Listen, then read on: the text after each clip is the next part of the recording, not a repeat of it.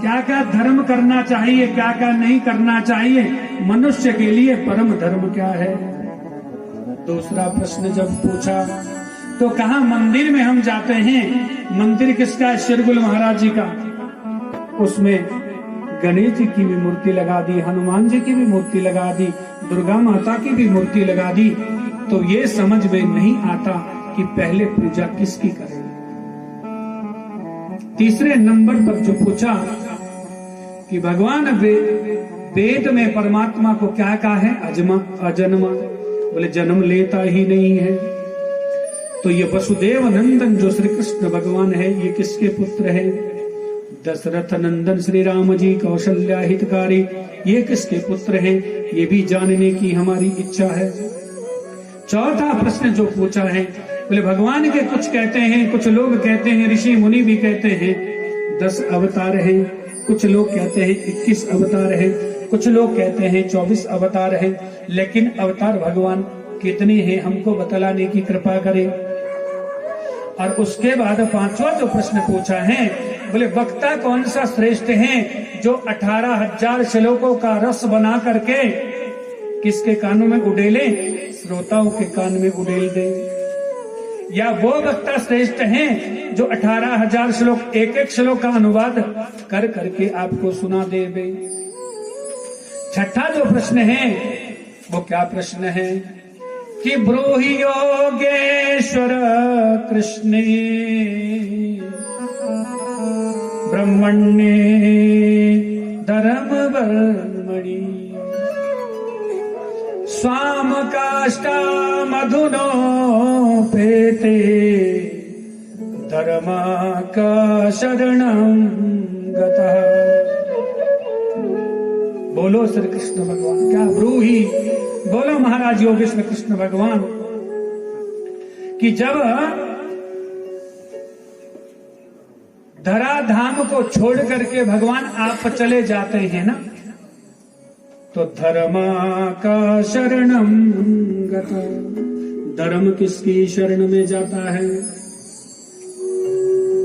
और इधर क्या कहते हैं गीता में कि यदा यदा हि धर्मस्य ग्लानिर्भवति भारत। तो हमने तो प्रभु ये सुना है जब जब धर्म की हानि होती है तब तब आप अवतार लेते, उतरती अवतरती, ऊपर से आप नीचे आते हैं। तो महाराज तो धर्म तो फिर किसकी शरण में नहीं गया, चूंकि आप साथ रहते हो। और इधर रामचरित्र मानस में भी लिखा है कि जब जब होई धर्म की हानि बाढ़ही असुर महा अभिमानी कि तब तब धरी प्रभु विविध शरीरा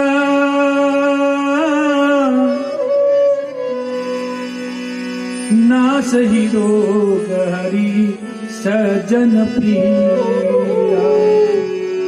राम सिया राम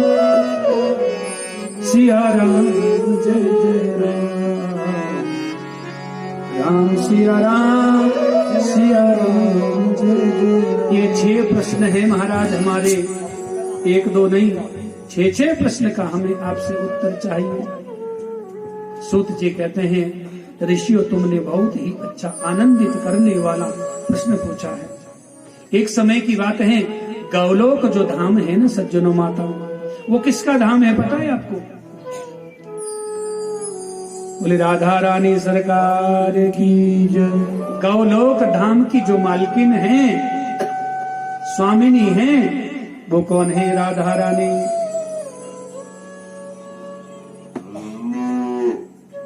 सूत जी कहते हैं ऋषियों एक समय की बात है कि गौलोक धाम की जो मालकिन है राधा स्वामी, राधा रानी वहां की स्वामिनी है। उनकी गोद में एक दिन सुखदेव जी सोए हैं। सुखदेव जी सो करके सोते सोते उनकी निद्रा जब जागृत होती है तो मैया सिर पर हाथ घुमाती है, सहलाती है, बेटा तुम्हारा यहाँ पर गौलोक धाम में बहुत समय हो गया है, अब तुमको कहाँ जाना पड़ेगा? मृत्यु लोक में। क्यों मैया, क्यों जाना पड़ेगा? बोले मृत्यु लोक में तुम्हारा बहुत ज्यादा तुम्हारी जरूरत है, इसलिए तुम जाओ, गौलोक धाम में तुम्हारा जो है जन्म होगा।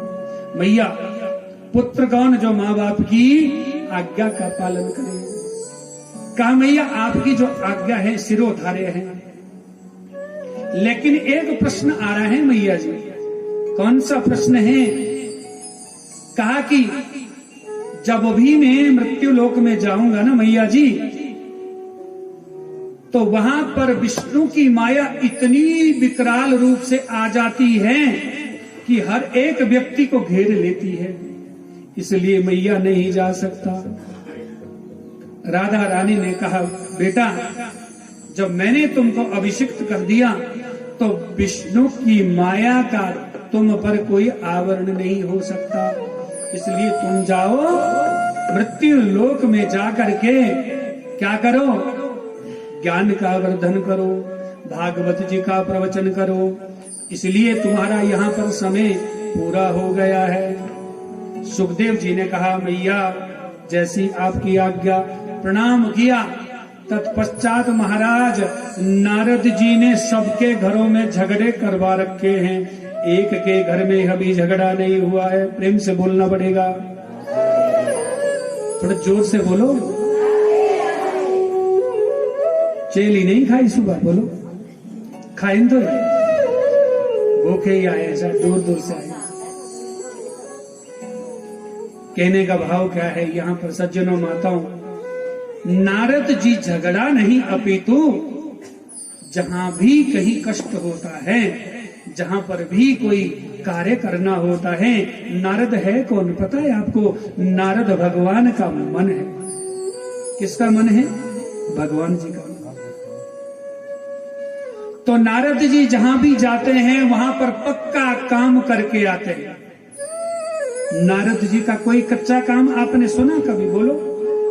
नारद जी जब भी जहां भी जाते हैं तो पक्का कार्य करके आते हैं, जिसमें कोई संशय नहीं होता कभी भी। तो काम क्या करना है? बोले इंद्राणी में और इंद्र भगवान में भी झगड़ा करवा चुका हूं, विष्णु में और लक्ष्मी में भी कई बार झगड़ा करवा रखा हूं। अब टारगेट किसको लिया महाराज? किसको? सोचा मन में कि शंकर भगवान और माता पार्वती में अभी तक झगड़ा नहीं हुआ है। अब मन में सोचा नारायण नारायण, अपनी बीना को प्रत्यंचा दी और कहां पहुंचे? सीधे कैलाश पर गमन किया। बोले शिव शंकर भगवान की। और कैलाश में तो अभी बाबा नहीं है, शंकर भगवान नहीं है। कौन है वहां पर? मैया है। मैया ने बड़ा स्वागत सत्कार किया। सोने के थाल में जो है लड्डू भर करके लाई, और सोने के गिलास में क्या लाई? जल भर करके लाई। स्वागत किया, जल पिलाया। कहा नारद जी बहुत समय हुआ है आपको, संसार में कहीं जाते नहीं है? बोले नारद जी कहते हैं, बोले मैया लॉकडाउन में कहीं जाते नहीं। प्रेम से बोलो। मैया नहीं जाता संसार में, जहां भी जाऊं वहां झूठ आडंबर पाखंड, इसलिए नहीं जाता और इसलिए मुझे दुख होता है। बोले कौन झूठ बोलता है? संसार के सभी लोग झूठ बोलते हैं, ऐसा कोई व्यक्ति नहीं है जो झूठ नहीं बोलता। सबसे ज्यादा तो बोले दुनिया के जो पति है ना, पति, प्रेम से बोलो, अरे जोर से बोलो, पतियों की निंदा कर रहा हूं। पति यूं तो बेचारे थोड़े से हैं, लेकिन तो बोले संसार के पति लोग जो है सबसे झूठ बोलते हैं। किस किस से बोलते हैं? बोले अपनी पत्नियों से बोलते हैं। अच्छा, तो बोले महाराज हमसे तो कभी शंकर भगवान ने कभी झूठ नहीं बोला। नारद जी मन ही मन में मुस्कुरा रहे हैं। बोले मैया जिस लिए आया हूं अब आगे की बात सुन लो। कहा मैया झूठ नहीं बोला शंकर भगवान, कभी नहीं। बोले कभी भी नहीं। जब भी गुरु जी के द्वारा कोई मंत्र दिया जाता है तो पति हो या पत्नी हो, एक ही गुरु से यदि दीक्षित हो तो वो मंत्र पत्नी पति को ना बोले और पति उस मंत्र को पत्नी को ना बोले, ये मर्यादा है। लेकिन राम जी को हो, राम जी ने जब शंकर भगवान को गुरु मंत्र दिया तो वो भी माता पार्वती जी को सुनाया, क्योंकि कैसे हैं शंकर भगवान, भोले वाले तो है। कैसे भोले वाले शंकर भगवान, करे नंदी की सवारी भोलेनाथ रे शंभुनाथ रे। आराम से गा रहा हूं, नहीं तो ये प्रचंड हो जाएगी। ऐसे भोले वाले हैं शंकर भगवान। अब कहा, बोले कभी भी झूठ नहीं बोला उन्होंने, तो गोपनीयम गोपनीयम गोपनीयम यत्न कहा। ये जो गुरु मंत्र होता है गोपनीय रखना पड़ता है। यदि किसी दूसरे को बता दिया तो गुरु मंत्र का जो फल है वो आधे से आधा, आधे से भी आधा रह जाता है। इसलिए उन्होंने तो मुझको सारा बताया। अच्छा, तो मैया इतना पूछना, जो शंकर भगवान के गले में मुंडों की माला है ये किसकी है? अच्छा, मैं चलता हूं, नारायण नारायण। फूंक तो भर दी, अब थोड़ो सो बोलना पड़ो तिरुई को। फिर तुम्हारा चटनी फ्री के मसाले, फ्री की मिर्च नमक, उसमें सब कुछ गाल गुल करके फिर तो महाराज अब तो मंत्र दे दिया और अब शंका बलवती हो गई। किसकी? माता पार्वती सोचती हैं वास्तव में आज तक तो पूछा नहीं ना उन्होंने बताया, पूछूंगी जरा। शंकर भगवान रास्ते में मिले किसको? नारद जी को। नारद जी ने कहा, नारायण नारायण बाबा, आपको जल्दी याद किया है मैया। शंकर भगवान को समझते देर नहीं लगी कि कुछ तो होने वाला है। सृष्टि में जब भी कुछ अच्छा होने वाला होता है तो वहां पर नारद जी का प्राकट्य होता है। नारद जी है कौन? नारम ददाति ज्ञानम इति नारदः, नारम दह्यति खंड्यति अज्ञानम इति नारदः। नारद कौन है? जो ज्ञान को दे। नारद कौन है? जो अज्ञान को खंडन करे, वो नारद जी है। ऐसी फूंक भरी महाराज, तब तक तो मैया लोट पोट हो गई महाराज। एक कक्ष होता था पहले, जब घर बनता था, मकान बनता था, उसको कहते थे कोप भवन। कोप भवन का मतलब क्या हुआ पता है आपको? रूठने वाला कमरा। अब भी माताएं ऐसा करती है, रसोई में होती नहीं, कहीं से बाहर से आ गए स्वामी जी, कहते हो तेरे 3 बारी तो बोलेगी नहीं, प्रेम से बोलो। फिर समझ लेना चाहिए कि दाल काली हो चुकी है। 4थी बारी जब बोलते हैं ना पति देव, तो तब भी कैसे बोलती है? मानो कोई बिजली गिर रही है, कड़कड़ की आवाज में बोलती है। अब कहा, शंकर भगवान ने 2-3 बारी पुकारा, देखा कोप भवन में माता पड़ी हुई है, लोट पोट पुराने पुराने वस्त्र पहन करके। शंकर भगवान ने पूछा, देवी क्या आपका सत्कर्म में, पूजा में, अनुष्ठान में, माला जपने में, भगवान का संकीर्तन करने में क्या मन नहीं लग रहा? बोले वो तो सब कुछ लग रहा है महाराज, लेकिन एक दुख की बात है। क्या? एक दुख की बात है कि आपने मुझसे झूठ बोला है। शंकर भगवान कहते हैं, देवी किसी भी जन्म में नहीं बोला। बोले जन्म में मतलब? और शंका तीव्र हो रही है। बोले देवी तुम्हारा मन क्या है पूछने का, जानने का क्या मन है, पूछिए। बोले महाराज इतना ही मन है, तुमने बताया नहीं, मैंने पूछा नहीं, मैं बेचारी भोली भाली, ये जो मुंडों की माला है ये है किसकी? और मैया को कंठ जो है भारी हो रहा है, आज तक मुझसे झूठ बोला, और कंठ भारी होने के कारण अब तो पूछा किसकी है ये मुंडों की माला, बतला दीजिए। अब कहा ये मुंडों की माला किसी और की नहीं है देवी। जब जब भी तुमने शरीर छोड़ा, दूसरा जन्म लिया, एक शरीर छोड़ा, तो शमशान में जाकर के तुम्हारा मुंड लेकर के उसको माला के रूप में मैंने लिया। 108 जो है ये मुंडों की माला है, यानी तुमने 108 बारी जो है शरीर छोड़े हैं। किस लिए ये मुंडों की माला पहनता हूँ? ताकि मुझे किसी और स्त्री की याद ना आए, तुमसे सिवाय किसी की और याद ना मुझे बने, इसलिए जो है मुंडों की माला पहनता हूँ। शमशानवासी बना तुम्हारे कारण, और राख लपेटी सारे शरीर में, भस्म धारण किया वो तुम्हारी राख थी। और उसके बाद तो मैंने ना जाने कितने की राख जो है, जो मेरे प्रिय भक्त थे उनकी राख भी मैंने अपने शरीर में भस्म रमा दी। कारण कौन था? केवल देवी तुम कारण थी, तुम्हारे ही कारण तो मैंने ये सब कुछ किया। बोले तब तो तुम पापी नहीं, कपटी नहीं, महान कपटी हो कि मुझे तो बार बार मरना पड़ता है और तुम कभी मरे ही नहीं। प्रेम से बोलो।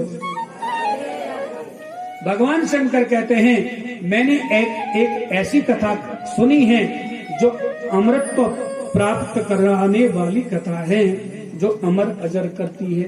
वो कौन सी कथा है? वो कथा है श्रीमद् भागवत महापुराण की कथा। बोले कैसे सुननी चाहिए, कब सुननी चाहिए और कहाँ सुननी चाहिए? ये जब प्रश्न किया शंकर भगवान ने कहा, बोले इस कथा के अधिकारी वही हैं जो एकांत में हो करके सुनेगा। एकांत कहाँ है? आप बाबा बर्फानी बाबा अमरनाथ जी के धाम में गए हैं? नहीं गए होंगे। कोई गया होगा तो सुमिरन जरूर होगा। जैसे ही महाराज इतना नाम लिया, चलिए एकांत में जो है चलते हैं। सबसे पहले जो है किसकी सवारी थी? नंदी की सवारी। किसकी सवारी? नंदी। नंदी को जहां छोड़ा वहां का नाम क्या पड़ा? नंदी ग्राम पड़ गया। बोली भक्त वत्सल भगवान की। उसके बाद आगे पहुंचे तो किसको महाराज छोड़ा? उसके बाद छोड़ा शेषनाग जी को छोड़ा। उतरो। शेषनाग कहते क्यों? बोले जब मैंने नंदी को क्या छोड़ा? नंदी को छोड़ा जो मेरी सवारी है, मेरा वाहन है, जिस पर मैं चलता हूं, तो तुमको भी छोड़ूंगा। बोले क्यों? सींग वाले कौन होते? प्रेम से बोलो। कथा में सींग वाले नहीं जा सकते। प्रेम से बोलो। जो कथा की निंदा करते हैं, कथा की के प्रति द्वेष करते हैं, राग करते हैं, वो सींग वाले से कम नहीं होते। क्यों छोड़ा भगवान ने सींग वाले को? कि निंदा करने वाला, चर्चा करने वाला कथा का अधिकारी नहीं है। उसके बाद किसको? विशेला, जो हर दम किसी की निंदा चुगली करता है, वो विशेले सांप से कम नहीं है, उसको भी छोड़ दिया। किसको? शेषनाग को। नाम क्या पड़ा? शेष घाटी। उसके बाद बिच्छू भी भगवान के शरीर में लटके रहते हैं, पिस्सू भी लटके रहते हैं। जहां पर बिच्छू को छोड़ा वहां पर बिच्छू घाटी, जहां पर पिस्सू को छोड़ा वहां पर पिस्सू घाटी। अब कौन बचा शंकर भगवान के शरीर में? कि शंकर तेरी जटा में कि बहती है गंगाधारा, शंकर तेरी जटा में कि बहती है गंगाधारा, शंकर तेरी जटा बोले तेरी जटा बहती है गंगाधारा, शंकर तेरी जटा शंकर तेरी जटा बहती विघ्न तेज राशि बंधना खारसा, विघ्न तेज राशि बंधना खारसी, गिर जाए संग दासी, गिर जाए संग दासी, सब विघ्न के हारा हो जाए संग दासी, सब विघ्न के हारा हो तेरी जटा बहती है गंगाधारा, हो तेरी जटा बहती है गंगाधारा, आजी घटा के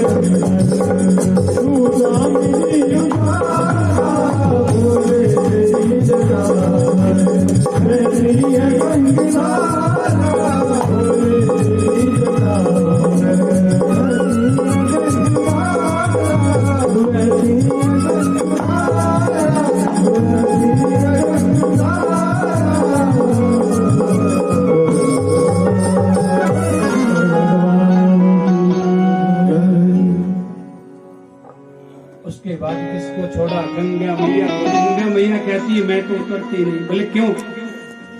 अरे बड़ी मुश्किल से कभी मुझे अगस्त मुनि ने पान किया, कभी कंदराओं में जाकर के चीर चीर करती हुई बड़े कष्ट के साथ तो जो है आपका मिला मुकुट, आपका सिर जो है मिला है, नहीं उतरती। भगवान कहते हैं मेरी धर्म पत्नी से सिवाय इस कथा को सुनने का अधिकारी नहीं है। गंगा मैया को उतरना पड़ा, जहाँ पर गंगा मैया उतरी वहाँ का नाम पड़ा पंचतरुणी गंगा। बोली गंगे मैया की। कहाँ पर सीधे गमन किया, कहाँ पर पहुंचे? अमरनाथ के गुफा में, जहाँ पर कोई भी नहीं है। लेकिन वहाँ कौन था पहले? वहाँ पर एक पक्षी का, तोते का जोड़ा, नर और मादा वहाँ पर रहते थे। उनके पास एक अंडा हुआ, अंडा बर्फीली हवा से गिर गया। उन पक्षियों ने सोचा अब हमारे लिए ये स्थान अच्छा नहीं है, क्योंकि अंडा तो बचा नहीं। वहां से अन्यत्र उड़ गए। और अब हुआ क्या सज्जनों, वहां पर शंकर भगवान जैसे पहुंचे, भगवान ने देखा कोई जीव जंतु है क्या? कोई भी नहीं था। माता पार्वती से कहा देवी कथा सुनने के 3 नियम हैं, प्रेम से बोलो। पहला नियम है भागवत जी को कैसे सुनना चाहिए? व्यास जी से ऐसे सीधे आगे बैठ करके। बोले व्यास पीठ से पीछे यदि कोई कथा सुनता है तो ब्रह्मा जी की हत्या के बराबर उसको पाप लगता है। इसलिए व्यास पीठ के सम्मुख होकर के कथा का श्रवण करे। माता पार्वती कहती है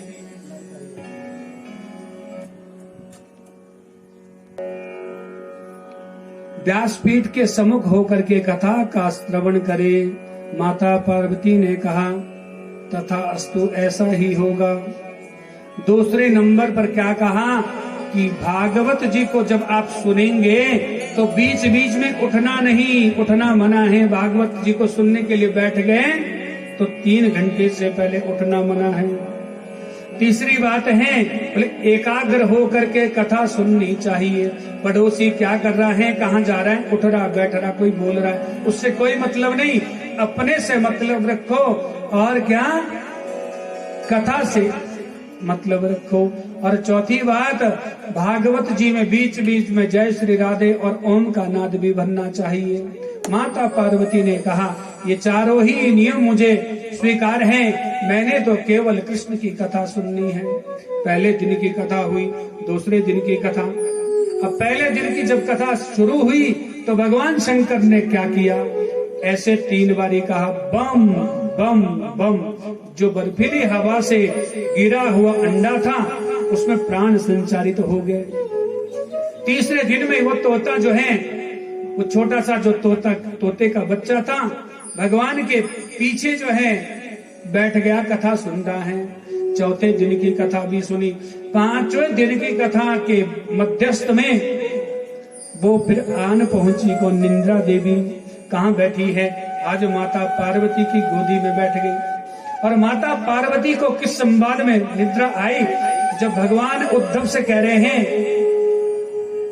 जब उद्धव जी भगवान से कह रहे हैं भगवान आप तो इस धराधाम को छोड़ करके जा रहे हैं, लेकिन भक्तों का तो आपके बिना बुरा हाल होने वाला है, प्रभु मत जाइए। जैसे ही ये प्रसंग चल रहा था, माता पार्वती 5 दिन से जिन्होंने खाया नहीं, आसन नहीं बदला, अब तो नींद आ गई महाराज। अब तोते ने सोचा अरे कथा का क्या हो जाएगा, अपमान हो जाएगा, इसलिए कथा का अपमान नहीं करना चाहिए। कभी भी कहीं भी कथा हो, अपमान नहीं करना चाहिए। और आज क्या कहा सज्जनों, तोते ने सोचा अब जो ओम ओम का नाद भर रहे हैं, माता को तो नींद आ गई, अब मुझे ही ओम ओम का नाद भरना पड़ेगा। और ओम ओम का नाद किसने भरा? तोते ने। शंकर भगवान आंखें बंद करके कथा सुना रहे हैं। और फलस्वरूप क्या हुआ, जब 7वें दिन कथा पूर्ण हो रही है, विश्राम को प्राप्त हो रही है, तो भगवान शंकर क्या कहते हैं? बोले बाल कृष्ण भगवान की जय। जब इतना कहा तो माता की नींद टूट गई। माता कहती है, अरे आपने कहा था स्वामी जी कि उद्धव जी क्या कह रहे हैं कि मेरा तो आपके बिना बुरा हाल हो जाएगा, प्रभु हमको छोड़ करके मत जाइए। और जब इतना कहा तो माता पार्वती कहती हैं, मुझे इससे आगे की कथा सुना दो। शंकर भगवान कहते हैं 7 दिन की कथा तो पूर्ण हो गई है, अब क्या सुना दूं? बोले क्या आपने 7 दिन तक 5वें दिन से 7वें दिन तक कथा नहीं सुनी? बोले नहीं सुनी महाराज। क्यों नहीं सुनी? बोले मुझे नींद आ रही थी। तो कथा फिर किसने सुनी?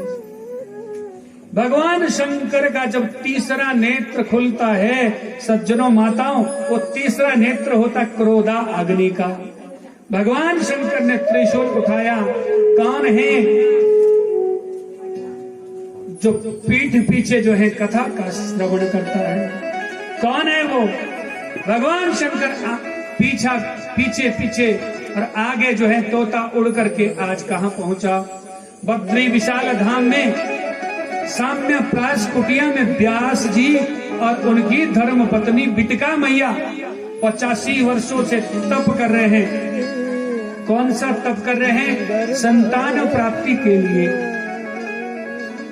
जैसे ही सुखदेव जी मतलब तोता जो है उड़ करके कैलाश से सीधे नीचे आए और बिटिका मैया को उबासी जमाई आ गई, मुंह खुल गया और तोते ने अंदर प्रवेश किया। शंकर भगवान त्रिशूल उठा करके आए और कहा, आपने व्यास जी कहीं किसी सुख को मन तोते को देखा? तो वेद व्यास जी झूठ नहीं बोलते। उन्होंने ये तो नहीं बोला मैंने नहीं देखा। बोले आपको कहीं नजर आ रहा है तो देख लो, होगा तो कुटिया में ही। कहने का भाव क्या था? शंकर भगवान झूठ नहीं बोलते और शंकर भगवान ने भी समझ लिया कि वेद व्यास जी की जो है कब से मनसा है मेरे पास पुत्र हो जावे। शंकर भगवान शांत हो करके अपने कैलाश की तरफ गमन किया। और उधर सुखदेव जी मातृ गर्भ में कितने समय रहे पता है आपको? 12 वर्ष। 12 साल तक सुखदेव जी अपनी माता के ही गर्भ में रहे। एक दिन जो बिटिका मैया थी वेद व्यास जी की धर्म पत्नी, उन्होंने वेद व्यास जी से कहा, महाराज मुझे बहुत वेदना हो रही, बड़ा कष्ट हो रहा है। और सुबह सुबह तो वेद के मंत्र की ध्वनि इतनी गूंजती है जिसका कोई ठिकाना नहीं। यदि आप प्रार्थना करें इस बालक से, ये बालक साधारण नहीं है, तो गर्भ से बाहर आने के लिए यदि आप आग्रह करें, विनती करें तो अवश्य में बाहर आ जाएंगे। लेकिन मुझे ये पता नहीं है कौन। आज वेद व्यास जी प्रार्थना कर रहे हैं, बेटा बाहर आओ, संसार में जिस कार्य के लिए, जिस हेतु, जिस प्रयोजन के लिए आप आए हैं, उस प्रयोजन को सिद्ध करो। सुखदेव जी ने अंदर से ही जवाब दे दिया, नहीं आता। बोले क्यों? बोले क्योंकि विष्णु की माया मुझे घेर लेगी, इसलिए बाहर नहीं आता। आने को तो मैं 1 साल में बाहर आता, लेकिन भय किसका है?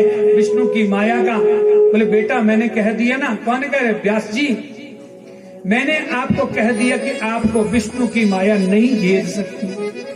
बोले महाराज जी आप तो खुद विष्णु की माया से घिरे पड़े हैं, आप मुझे क्या बचा सकते हैं? कोई दलदल में डूबा हुआ व्यक्ति किसी दूसरे दलदल में घुसे हुए व्यक्ति को जैसे बाहर नहीं निकाल सकता, सो आप भी तो दलदल में पड़े हैं संसार में, जब भी तो आप मुझे बेटा कह रहे हो।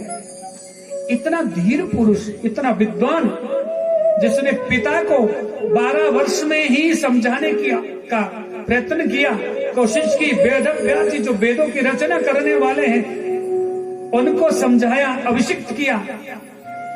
और यदि पिताजी चतुर्भुज नारायण का प्राकट्य हो जावे और भगवान कहें कि मेरी माया तुम पर बिलखती नहीं होगी और मेरी माया का आवरण तुम पर नहीं आएगा, तो मैं बाहर आ सकता हूं, अन्यथा मैं बाहर नहीं आता।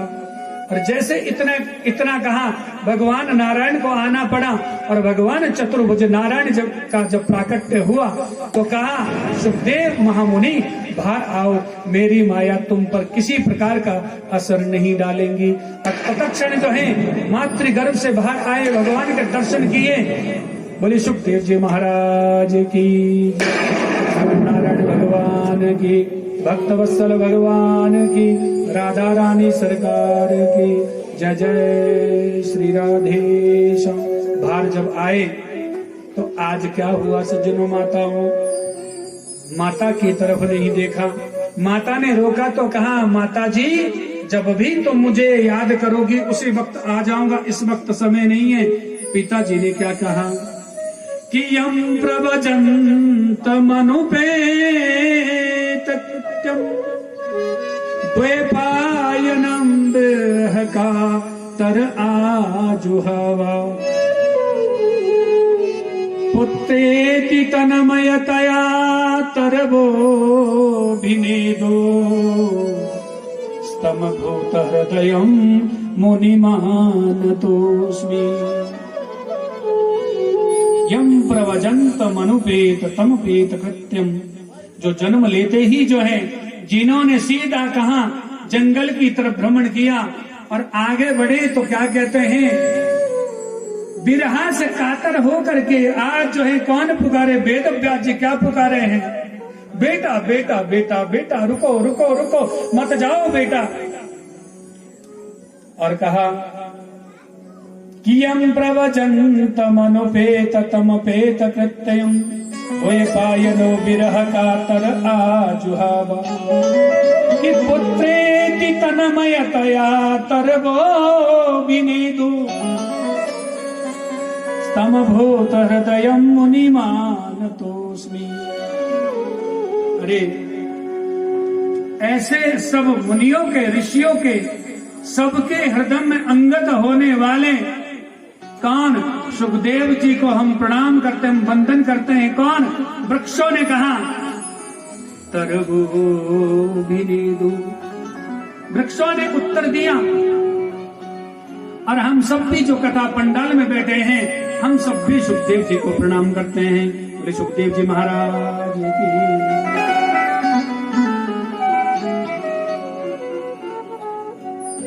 सभी के दिलों में जो बसने वाले हैं सुखदेव जी, उन सबको, हम सबको आशीर्वाद दें और हम सब उनके श्री चरणों में प्रणाम करते हैं। अब तो 88,000 ऋषि मुनियों ने जो 6 प्रश्न पूछे थे उसका उत्तर दे रहे हैं। कौन दे रहे हैं? सूत जी। किसाबे पुंसा परो धर्मो यतो भक्ति रधोक्षजे अहेतुक्या प्रतिहता या आत्मा संप्रसीदति।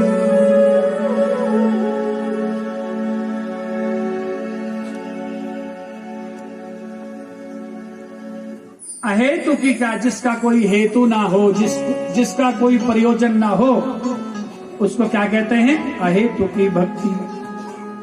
हम कथा सुने, बदले में भगवान से कुछ ना मांगे, हम मंदिर में जाए तो बदले में भगवान से कुछ भी ना मांगे, उसको कहते हैं अहेतु की भक्ति।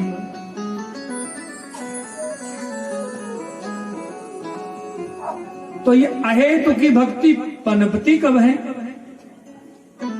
हम लोग क्या करते हैं, मंदिर में जाते हैं, शिरगुल महाराज जी के चढ़ाते क्या है बोलो? 1 रुपया। या क्या चढ़ाते? 11 रुपया। या कौन चढ़ाएगा? 21 रुपये या 101। बदले में लिस्ट पहले ही बन गई इतनी बड़ी।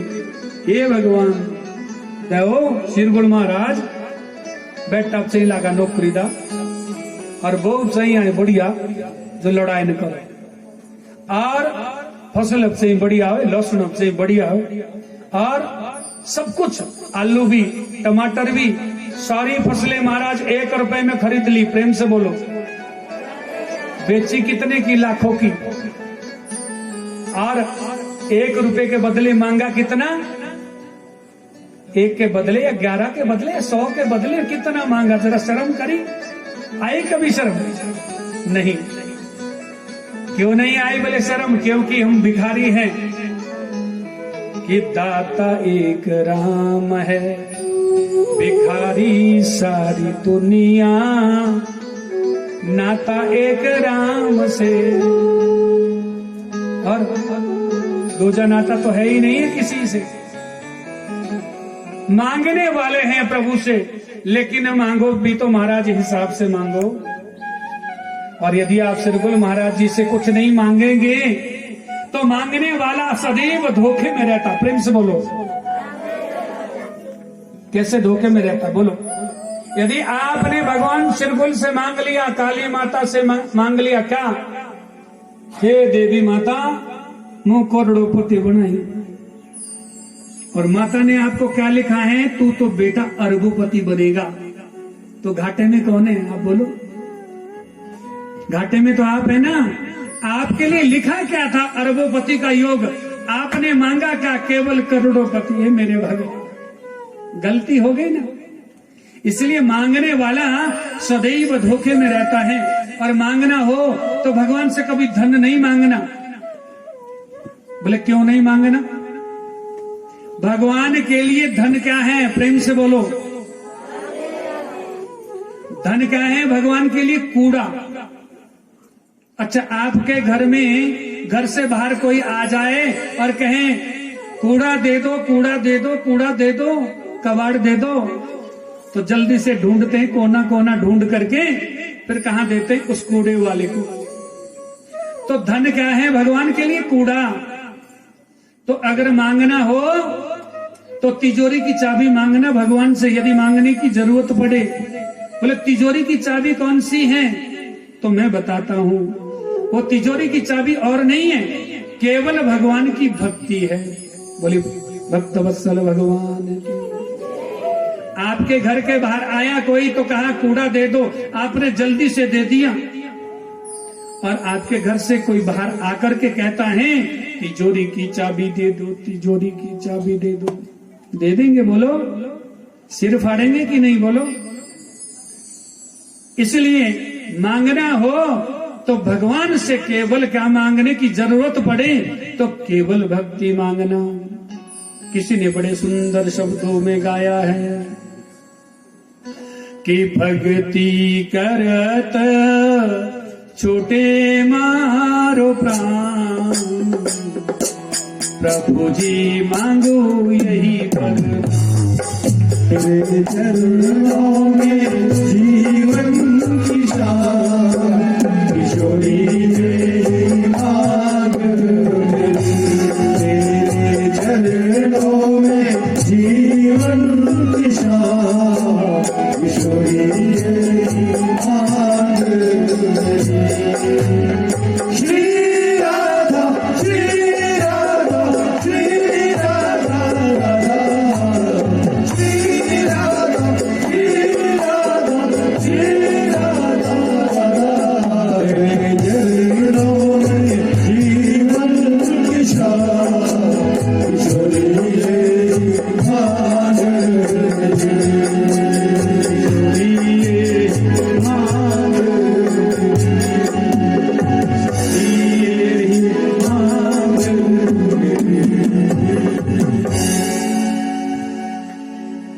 मांगने वाला सदैव धोखे में रहता है। और बिन मांगे जिनको मोती मिलते हैं, मांगा नहीं कभी भी, लेकिन दिया प्रभु ने। किस किस को दिया? बोले सबसे पहले केवट को दिया, उसके बाद शबरी को दिया, उसके बाद अर्जुन को दिया, उसके बाद और किसको बोलो? अहिल्या को दिया। मांगा नहीं था, लेकिन भगवान को जाना पड़ा, क्योंकि मन की इच्छा ही ऐसी थी। कैसी थी? प्रभु तुम जानो तेरा काम। प्रभु के ऊपर यदि आप छोड़ दोगे तो सब काम वही करने में सक्षम है। दुनिया के लोग तो योजना बनाते हैं केवल, और ये उन योजनाओं को फिर तोड़ देते हैं। तो सबसे बड़ी अहेतु की भक्ति, जिसका कोई हेतु ना हो, प्रयोजन ना हो, भगवान से मांगना ना पड़े, और उसके बाद सज्जनों कि मानव का धर्म क्या है कि भगवान से निष्काम प्रेम, निष्काम, मांगना कुछ भी नहीं है, निष्काम होकर के जो है प्रभु से प्रेम करो। ये निष्काम प्रेम किसने मांगा था पता है आपको? गोपियों ने। और किसने मांगा था? मीरा ने। तभी भगवान को जो है उनको दर्शन देने पड़े। और सज्जनों माता हो, निष्काम जो प्रेम है वो सबसे बड़ा मानव का क्या है? धर्म है। बोली भक्त वत्सल भगवान की। तभी तो जो है बड़ा सुंदर भजन एक गाया है किसी ने प्रेम के विषय में। जो प्रेम गली में आए नहीं, प्रियतम का ठिकाना क्या जाने। गली में आए नहीं, प्रियतम का ठिकाना क्या जाने। जो गली में आए नहीं, प्रियतम का ठिकाना क्या जाने। कभी प्रेम किया ही नहीं, वो प्रेम निभाना क्या जाने। जो प्रेम गली में हरि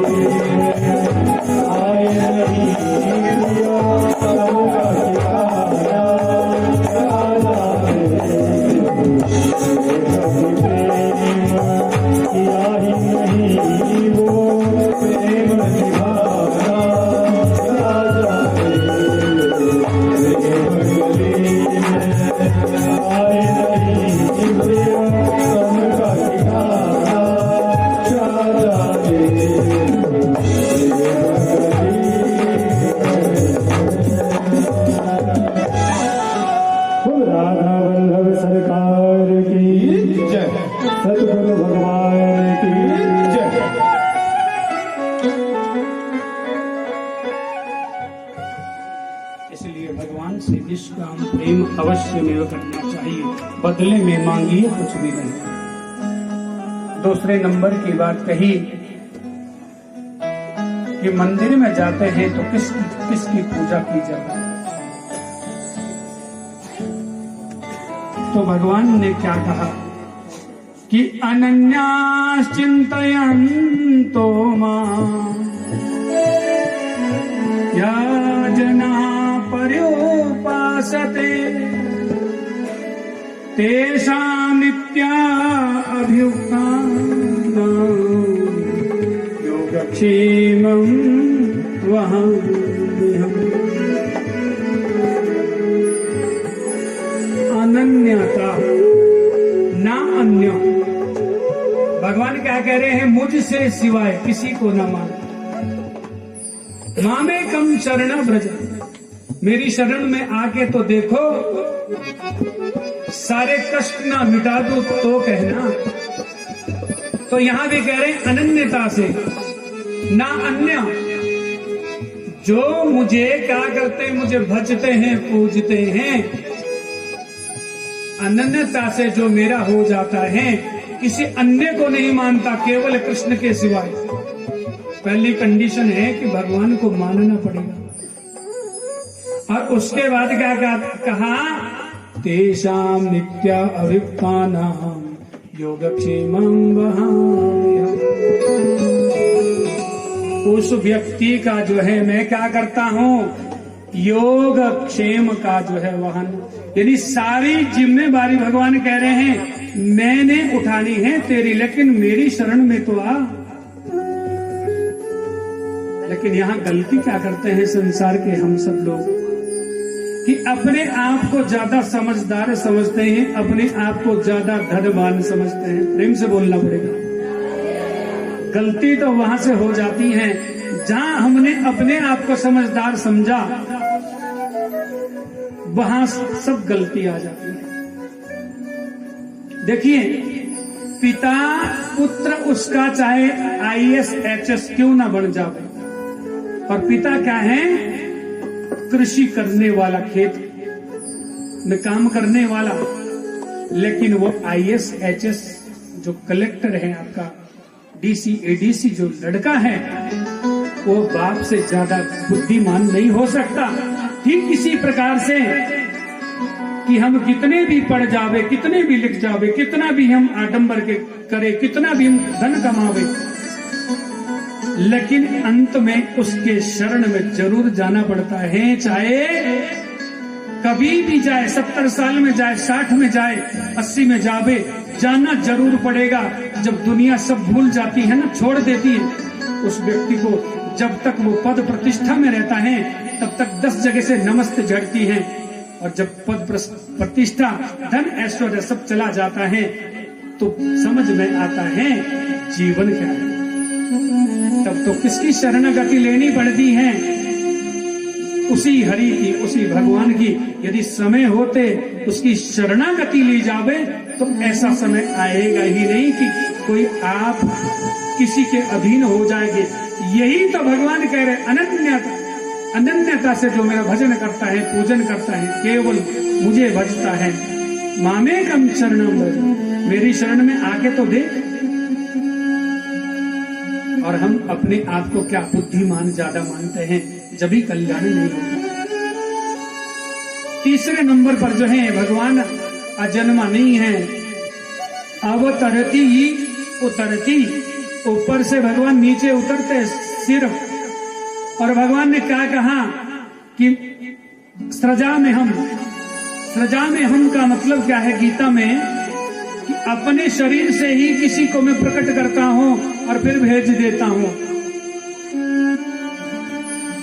क्योंकि ये भी तो लिखा है हमारे वेदों में, शास्त्रों में, कि गर्भ सम्मम दुखम न भूतो न भविष्यति, गर्भ में जितनी वेदना होती है वो झेलने योग्य नहीं होती। सज्जनों, माताओं, उसके बाद भगवान के कितने अवतार हैं? 24 अवतार हैं, और उसमें से 2 ही अवतार राम और कृष्ण का जो अवतार है वो ही वंदनीय पूजनीय। सूत जी ने बड़े सुंदर शब्दों में 88,000 ऋषियों से कहा, नारायण के पुत्र हुए ब्रह्मा, ब्रह्मा के पुत्र हुए वशिष्ठ, वशिष्ठ के पुत्र हुए शक्ति, शक्ति के पुत्र हुए पराशर और उनके पुत्र हुए महर्षि वेदव्यास। वेदव्यास जी साम्य प्रास्कुटिया में सरस्वती नदी के तट पर जो है तप करने के लिए चले जाते हैं। अपनी जो माता थी कौन सत्यवती, उनसे कहा, जब भी माँ तुम याद करोगी मैं उसी समय प्रकट हो जाऊंगा। और वेदव्यास जी बद्री विशाल धाम में जो है अनंत समय तक उन्होंने तप किया। और क्या किया सज्जनों, आज 4 वेदों की भी उन्होंने रचना की है, ऋग्वेद, यजुर्वेद, सामवेद और अथर्ववेद।